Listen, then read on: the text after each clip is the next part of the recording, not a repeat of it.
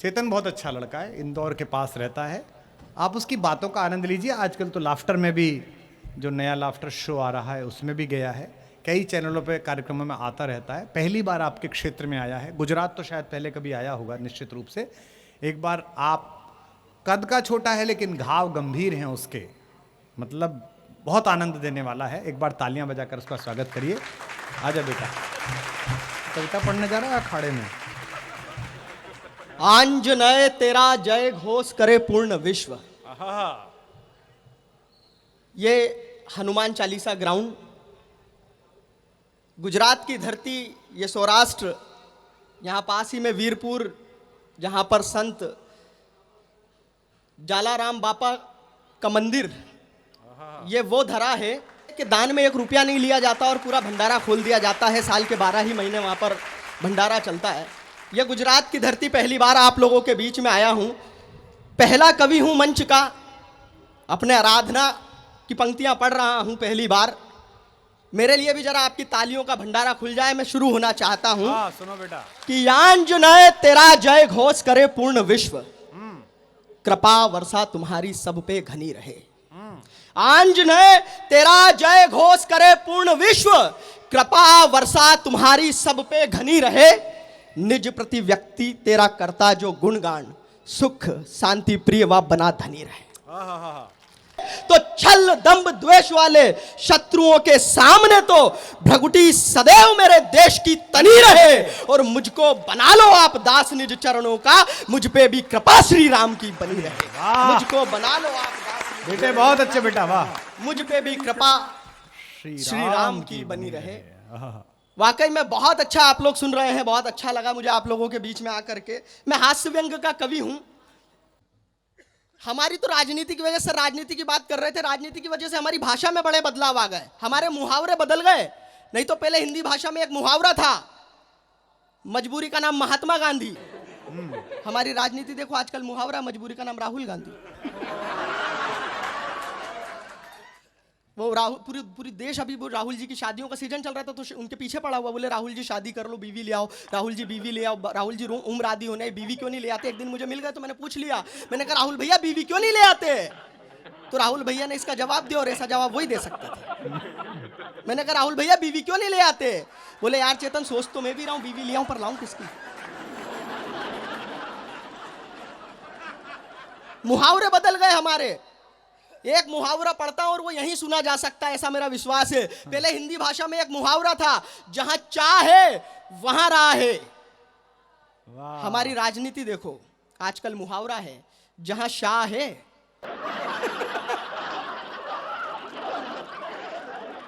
और ये हाथ तब तक यहां रहेगा जब तक जोरदार नहीं बजाओगे।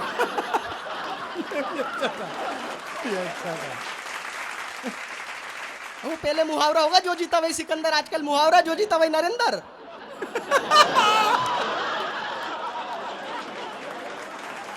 और मैं आप लोगों को बता दूं, देखो ज्यादा टेंशन तनाव लेना नहीं चाहिए। मैं मध्य प्रदेश मालवा का, इंदौर का रहने वाला हूं। मैं तो कॉलेज गए तो पीछे से एक आवाज आई, किसका बच्चा खो गया। मम्मी को बोलो बेटा कॉम्प्लेन पिलाए। यहां तक तो फिर भी ठीक था। कमबख्त कुछ लड़कियों ने तो मुझे गोदी में उठा लिया मुन्ना मुन्ना के। तो मेरी स्थिति आप लोग समझ रहे होंगे। गुजरात अपने आप में आत्मनिर्भर है। वो यहाँ की, वो एक अभी हाल ही में एक शादी हुई यहाँ पर। तो सच बता रहा हूँ आप लोगों को, कहीं कोई मामला नहीं बन रहा था तो मैंने लव लेटर लिखा। मेरे घर के सामने से एक समय पर रोज एक लड़की निकलती थी। अपन क्या बनिया व्यक्ति ज्यादा दूर की सोचते ही नहीं है। तो मैंने लव लेटर लिखा, दिल का पूरा हाल लिख डाला, इन कवियों की कविताएं लिख डाली, और ऐसे घड़ी मुड़ी करके घर के बाहर वो अपने समय पे आई, उठाई और चली गई। मैंने कहा गए अच्छे दिन। अपने लिए इससे ज्यादा अच्छे दिन क्या होंगे। अब ये कोई जवाब देगी, लेकिन उसका कोई जवाब नहीं। तो अगले दिन फिर मैंने वही लव लेटर लिखा, वही दिल का पूरा हाल लिख करके घड़ी मुड़ी करके घर के बाहर वो अपने समय पे फिर आई, फिर उठाई, फिर चली गई। मैंने कहा अब कोई जवाब देगी, उसका कोई जवाब नहीं। 3-4 दिन तक ये क्रम चलता रहा। मैं लव लेटर लिखता रहा, फेंकता रहा, वो आती रही, उठाती रही, ले जाती रही, लेकिन उसका कोई जवाब नहीं। तो मैंने पूरी हिम्मत करी, हिम्मत देखना मेरी, मैंने पूरी हिम्मत करके उसके घर गया और उसके पड़ोसी से पूछी, क्योंकि माँ बाप से पूछने की हिम्मत तो मेरे में भी नहीं थी। मुझे मालूम है कहाँ नुकसान है कहाँ फायदा है। तो मैंने उसके पड़ोसी से पूछी, मैंने कहा भाई साहब आपके पड़ोस वाली लड़की मेरे घर के सामने से रोज निकलती है, मेरा फेंका हुआ लव लेटर भी उठाती है, ये लेके भी जाती है, कोई जवाब नहीं देती, कारण क्या है? कारण आप लोगों को अगर समझ में आ जाए तो जरा एक बार पीछे तक के लोगों का ठहाका और तालियां आकाश भर उठे। मैंने कहा मेरे घर के सामने से रोज निकलती है, मेरा फेंका हुआ लव लेटर भी उठाती है, ये लेके भी जाती है, कोई जवाब नहीं देती, कारण क्या है? बोले चेतन तू तो बेवकूफ है, वो तेरा कोई लव लेटर नहीं उठाती, वो तो कचरे वाली कचरा उठाती। बहुत अच्छे। तो पूरे इंदौर का कचरा मैंने ऐसे ही साफ करवाया है। 6 साल से नंबर 1 है हम लोग। और मोरबी तो वो जगह है, मोरबी की वजह से ही नंबर 1 है क्योंकि टाइल्स यहां बनती है। और अच्छा, हमारे प्रधानमंत्री जी जहां जाते हैं वो बताते हैं उस जगह से उनका बचपन का नाता है। मेरा मोरबी से बचपन का नाता है। अच्छा, मैं सच बता रहा हूं आप लोगों को। यहां अभी टाइल बनती है, पहले यहां पे बनते थे नाडिया निडिया। हाँ, तो मेरे को जो बताया था अगले ने, मैंने वही बोला। हमारे यहाँ बोलते उसे खापरा, कबेलू, यहाँ बनते थे।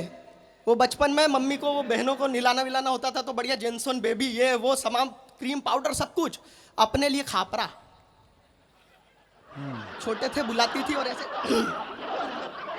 स्वच्छता अभियान अपने आप में। अभी बीते दिनों आप लोगों ने कुछ समय पहले प्रधानमंत्री जी ने एक बीच पर सफाई करते हुए आप लोगों ने वो वीडियो क्लिप या फोटो देखी होगी। हमारे प्रधानमंत्री जी ने समुद्र के किनारे से कुछ कचरा उठाया तो विपक्ष को इससे भी दर्द हुआ। बोले प्रधानमंत्री जी का काम है क्या कचरा उठाना? प्रधानमंत्री जी ये तो नाटक कर रहे हैं। इन्होंने 3 मिनट का नाटक किया। एक टिप्पणी करता हूं इस बड़े मंच से, पीछे तक के लोगों तक अगर बात पहुंचे तो आपका आकाश भर तालियां मिले फिर से। बोले कि प्रधानमंत्री जी ने 3 मिनट का नाटक किया कचरा उठाने का, ये प्रधानमंत्री का काम है क्या? मैं एक टिप्पणी करता हूं कि ये 3 मिनट का नाटक ही सही, लेकिन ये 125 करोड़ का हिंदुस्तान अगर ये 3 मिनट का नाटक ईमानदारी से कर ले तो हम भारत को क्या पूरी दुनिया को स्वच्छ बना सकते हैं। अच्छी बात, अच्छी बात है बेटा। तालियां आप लोगों की थोड़ी सी कमजोर है, जरा एक बार जोरदार बजा दीजिए। वाह, नहीं तो मेरी स्थिति में आप लोगों को बता रहा हूं, बड़ा मजेदार व्यक्ति हूं, मेरा कहीं कोई बात ही नहीं बन रही थी। अच्छा बन जाए तो अपनी किस्मत इतनी जोरदार। मैं बस में सफर कर रहा था, मैं खिड़की साइड बैठा हूं, मेरी प्रेमिका बगल में। कंडक्टर आया, बोले ticket ticket ticket madam ticket. उसने पैसे निकाले, बोले दोनों की दे दो। उस कंडक्टर ने उसकी तो फुल टिकट दी।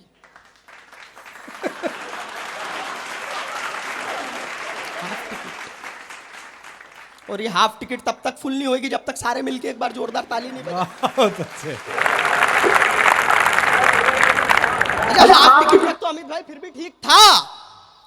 कम वक्त जाते जाते ये अलग बोल के गया कि बहन जी हाफ टिकट पे पूरी सीट नहीं मिलती, अपने बच्चे को गोदी में बिठाइए। वसुदेव कुटुंबकम से श्रेष्ठ जहां राष्ट्र एकता का कोई कर्म नहीं होता है।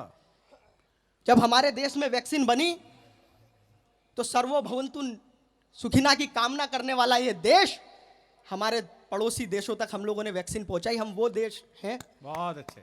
तब एक बात करना चाहता हूं, इस देश की परंपरा, इस देश की संस्कृति के साथ में आपकी विदाई की तालियां मिले इस पंक्ति पर कि वसुदेव कुटुंबकम से श्रेष्ठ जहां राष्ट्र एकता का कोई कर्म नहीं होता है, देश की अखंडता पे हमलों को देखकर लहू मात्र कायरों का गर्म नहीं होता। वाह वाह, बहुत अच्छा।